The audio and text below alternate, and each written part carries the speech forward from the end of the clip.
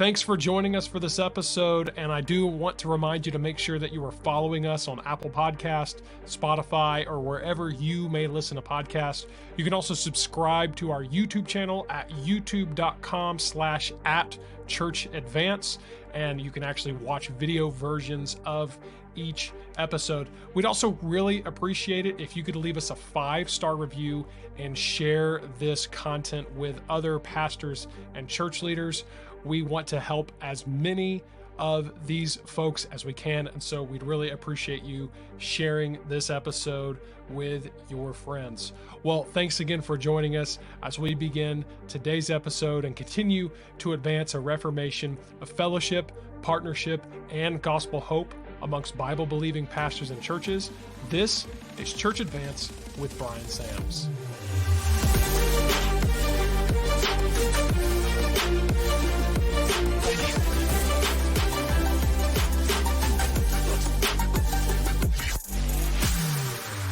And when there's no discipline and there's no restoration, sin, read your Bible, people. A little leaven leavens a lump. Yeah, and I think a lot of it ties into what you said earlier about how it does seem that pastors can be really avoidant of controversy and conflict, and unfortunately, as a leader, that's just part of it, and you have to be willing to have the hard conversations to bring, like you said, the awkward and challenging things even to your church. I mean, when it's appropriate to your church, and right, to potentially set up, like you said, that healing and restoration process. Now, to be clear, I don't think we have to make this clear. I don't think we're saying that sexual abusers deserve restoration in that context. I mean, I hope that they find restoration for their souls and that they can get right with God, but we're not talking about, hey, restoring them so that they can go back into ministry and work and abuse kids. Absolutely not. That's not what we're saying. No, but we're talking about dealing with the sin in the process of church discipline in order for people to be aware of it. I mean, that's what Scripture says. 1 Corinthians 5. They're to be rebuked and marked and avoided. I mean, they're not, and of course, if they're repentant, they should be loved. It doesn't mean that they're going to, like I said, they're not going to be deacon again. They're not going to be. That's not the point. And it very well mean they might need to go to another place. That might be the case. But what is not the case is you just relocate them to another church without there being public rebuke and a public mark and a public discipline having taken place.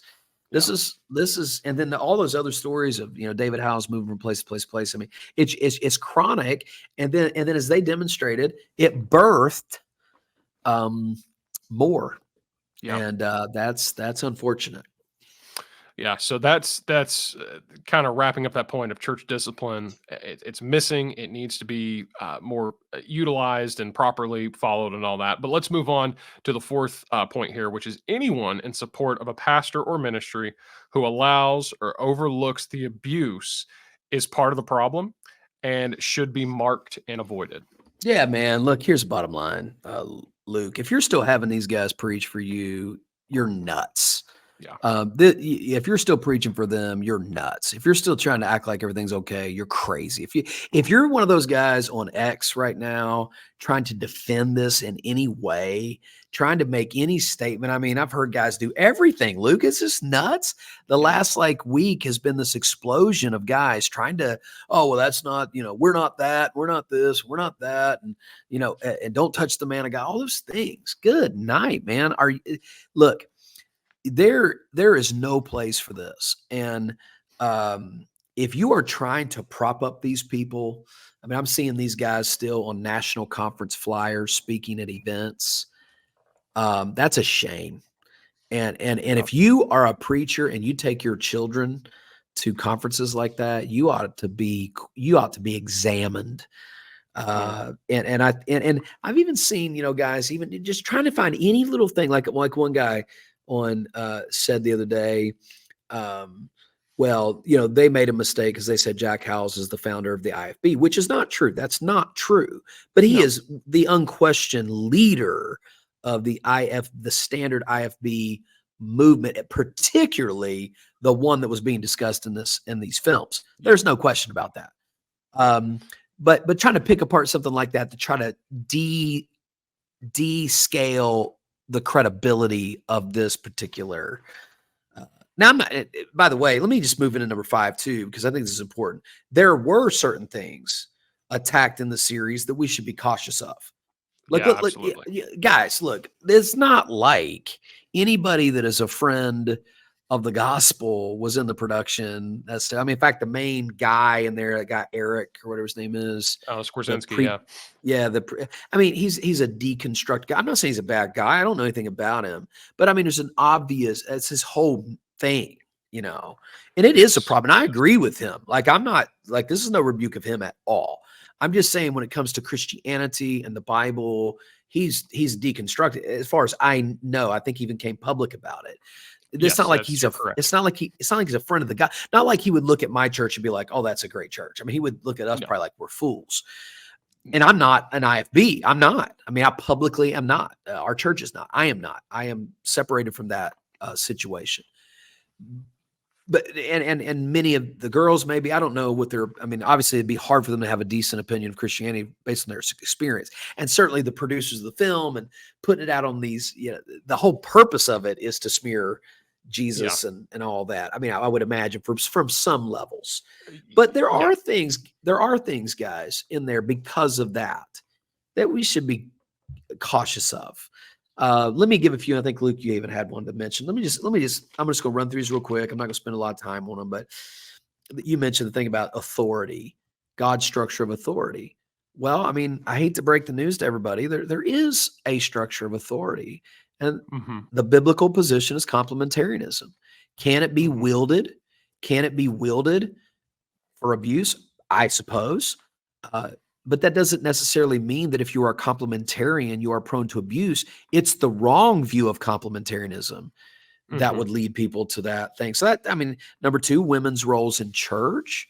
I mean, I'm sorry, women are not supposed to be pastors. I mean, that's very biblical. It's not and I just had a conversation before this recording today with a friend of mine. I made the statement: women have an enormous responsibility of service in the church and should be escalated to every leadership responsibility as far as teaching within their realm of women and children, of organizing, administrating, all those sort of things that are well within their giftedness, serving the church certainly, but they're not supposed to be pastors. It's not that hard. I Yeah. mean, I hate that is a problem for some people, but and then the third thing I thought that was really interesting, Luke, is they made this huge deal about children obeying your parents. Now, I understand, I think, what they're saying, this blind obedience that leads to chaos. But at the end of the day, man, children are supposed to obey their parents. Yeah. And I mean, I don't know why that's a problem. And then probably for me, the biggest thing, especially with that Eric guy, look, man, Eric, I'm sorry, man, sex outside of marriage is wrong. Yeah. In any form, in any fashion. You can say purity culture is rape culture all you want to. That's not true. Sex outside of marriage is a sin, and it is fundamentally a flaw in our society. Homosexual sex, multiple heterosexual sex outside of marriage, it destroys people's lives. There's all kinds of problems with it. Plus, God says it's a sin. So, like, now again, all this legalistic overemphasis that goes on top of it, some of those sound bites from Hiles that none of us would agree with. Of course, that would lead to a rapist, maybe culture, but these basic fundamental Bible principles would not in and of themselves lead to that. So I think that's some of my cautions, Luke. I think you had maybe 1 or 2 here as well. Yeah, well, I will make a quick point too. Another thing I noticed is they kind of made a knock on, how, obviously an independent Baptist church is going to be opposed to abortion. And so they're again just trying to and it was very quick. It was something, I think they took a Jack Hiles clip of him, kind of having something to say against those that are pro-abortion and pro-choice. And so of course they're going to throw that in there as kind of like, see, these crazies are pro-life. And there was a comment. There was also a comment about lesbianism from the one girl. It was a little quick. It was kind of subtle. Yeah. And I just sit there every time going, "Well, guys, I mean, abortion's sin and homosexuality sin. I'm sorry that's Yeah, That exactly. doesn't make you crazy to believe that. Yeah, and it's like you said, we do have to keep in mind, not to completely discredit what was brought to light here, but these are Hollywood, if you will, producers. They're part of the one of the biggest, like we already talked about, HBO and Warner. Like they're part of one of the biggest production studios out there. They have an agenda.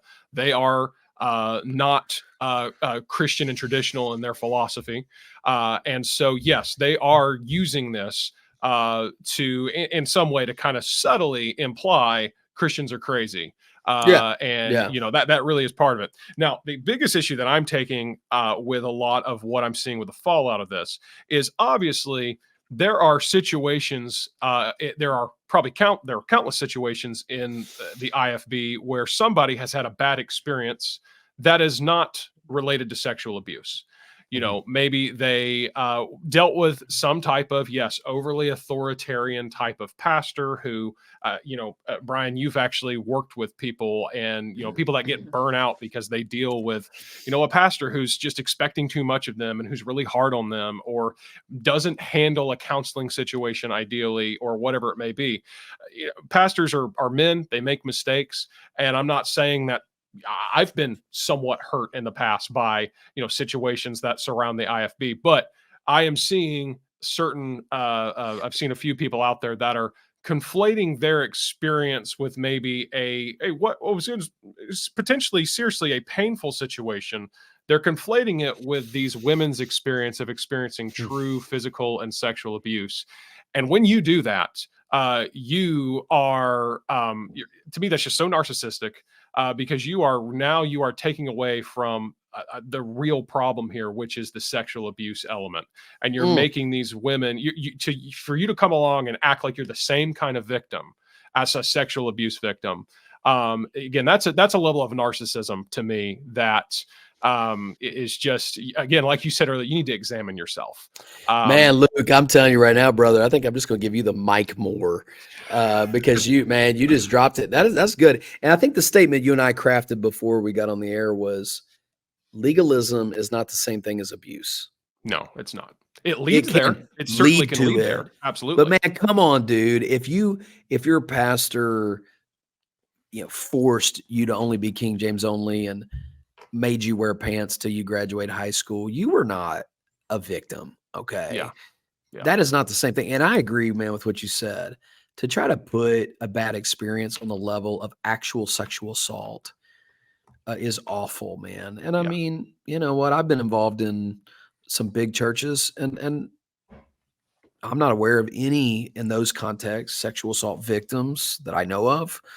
Um, and and to say that some of my difficulties with the IFB are on that level is just I don't Yeah. wake up. And I know we have guys that follow the RFP guys, and these are really nice guys.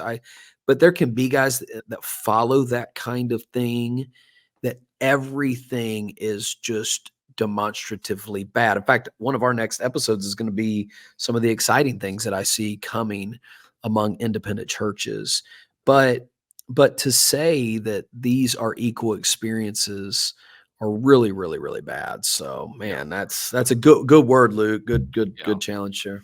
Yeah, and another thought is you just have to keep in mind something that they're definitely, you talk about Eric Skwarczynski. He is certainly trying to broad brush as if every single church out there that happens to identify as independent Baptist in any way, I mean, really, he stated it. He said they are all, I forget how he said it, but he said they're all just basically implying that this problem exists in every single one of these churches, and that is not true. And I would say I believe in the future there will be a break, an ultimate break. I Yeah, believe that there will be a group of people that are going to say we can't call ourselves that. They don't yeah, believe that anyways. They are independent. They are fundamental. We are Baptists, and I'm going to talk about it in a few future episode. But they're not IFB. no, When we're talking about IFB, let's just call it what it is. We're talking about Trieber. We're talking about Gomez. We're talking about Fugit. We're talking about uh, sword of the uh, Lord. Sword of the Lord. We're talking that's who we are talking about. In case anybody's wondering, when we talk about the far right fringe of IFB, where all these people are in, That's the fringe. And most of the people I know that are independent, they don't have anything to do with that. They don't go to the sword of the Lord. They wouldn't send their dog to Golden State for potty training. I mean, they would. There's just no. There's no. You know what I mean? Like I wouldn't send Yeah. my kid. My kids aren't going to schools like that. They would never go Yeah. to school like that. Yeah. So there's this. I think with Eric, the problem is he doesn't see the difference. Yeah. But the problem is all these independents want to claim that they're not that, but they get lumped into that. That's why I think in the future there'll be a more of a sharp separation. Then the hardcore IFB will just be kind of their own circus, and they'll become just more of a whipping post for people to talk about. Yeah. Well, it's kind of like yeah, well, it's kind of like Black Lives Matter. Okay, now is that statement true? Absolutely. But what that movement now represents is something that we would be pretty opposed to. And I think it's the same thing with independent fundamental Baptist. Can you be that and be a great church? Absolutely.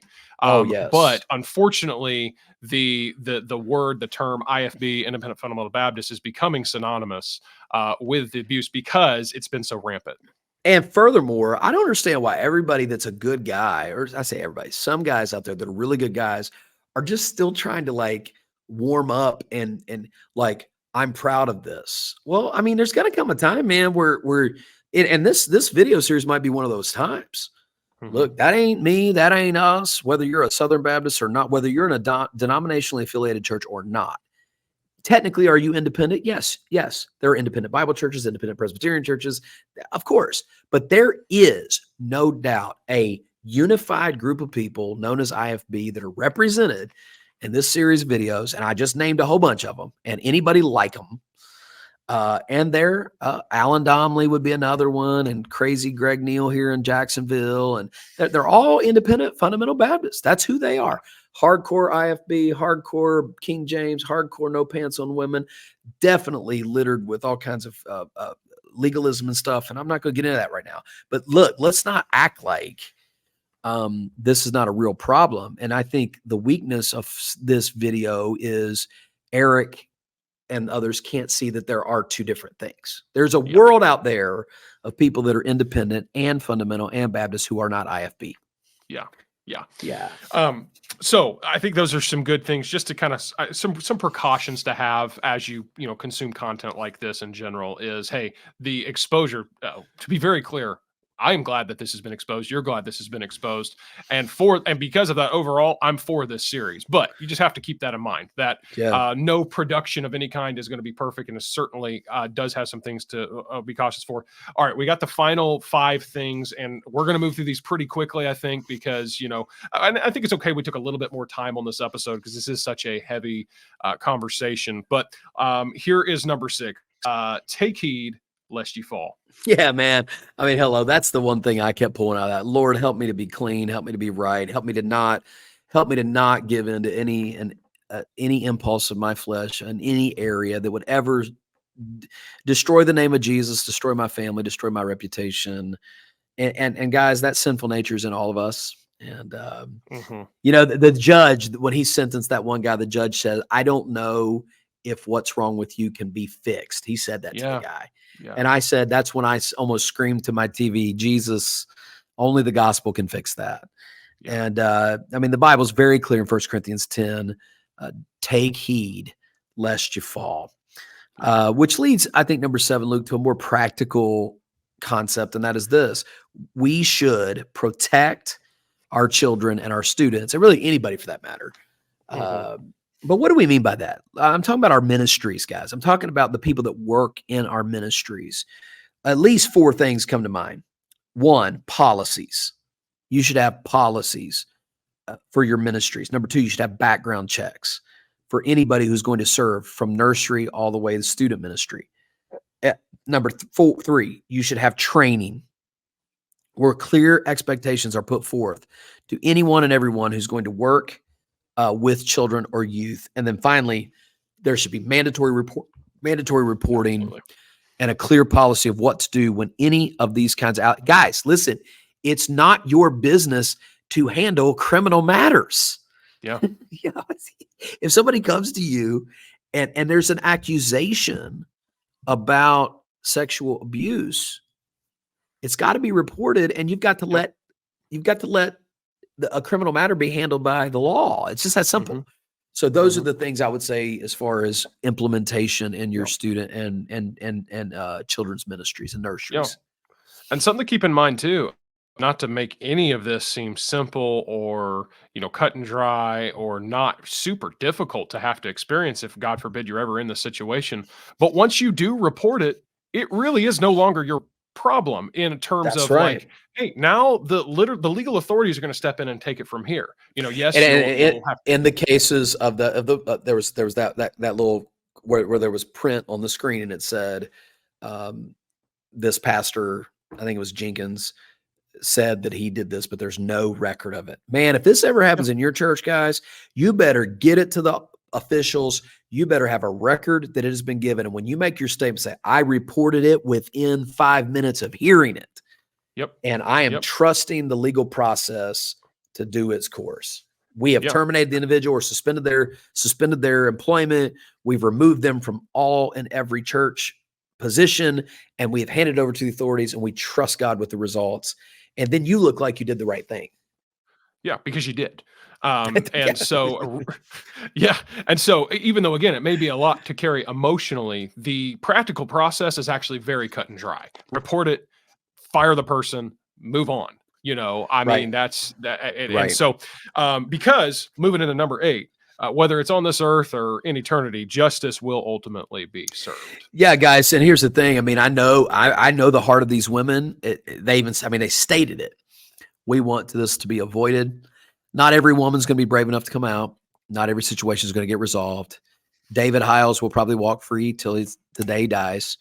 Yeah. Um, the fact of the matter is, justice will be served, and that's why we preach the gospel, and that's why we warn men, and that is why we pursue justice in any form that we can in this life. But at the end of the day, ladies out there that may hear this, my encouragement to you is God gets the final word, and justice will be served, and we can rest in that. Yeah. Um, let's move on to number 9 here, which we've already touched on. Refuse to partner in any way with unaccountable ministries. Yeah, I mean, I got a letter in the mail from a missionary connected to a board that was related to one of these ministries. I'm not there's zero chance I'm supporting anybody in any way coming from any of these ministries. There's no way I'm going to preach them. There's no way I'm going to financially support them. There's no way I'm going to preach for them.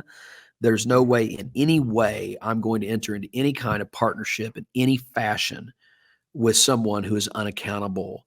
And that's just is a bottom line. And Luke, I'm gonna go ahead and get into number 10 because I didn't finish my sentence. I wrote these things down.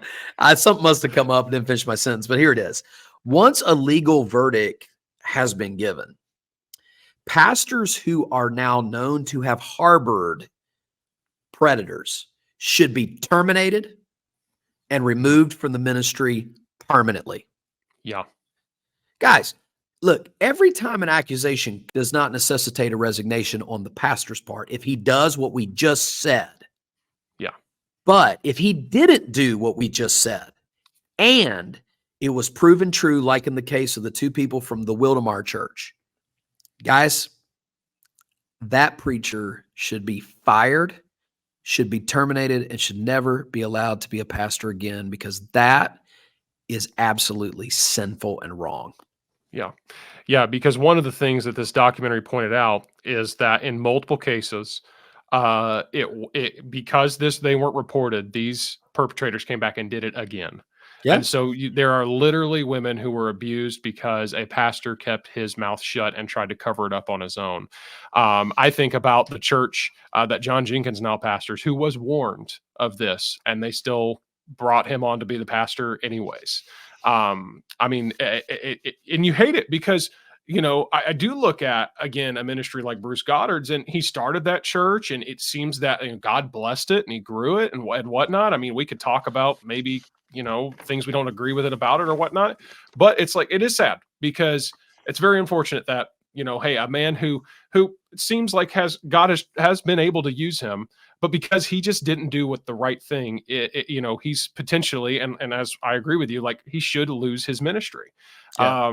And so again, like you said, it comes back to this, like going back to, I think it was number 7, like, hey, there's simple policies. Again, it may be emotionally hard to carry. It's not like it's going to be easy, but there are cut and dry policies and ways to report it, terminate the person, move on. It really is, again, just from a practical standpoint, about as simple as that. And I want to make a clarifying statement, just because I don't want to get misquoted here at all. What I said was, if somebody goes through the legal process, has gone through, the perpetrator is found guilty, meaning if there's evidence, it was in court, it was proven, or a plea deal, or whatever it was. That is true, and the pastor also covered it up. Yeah.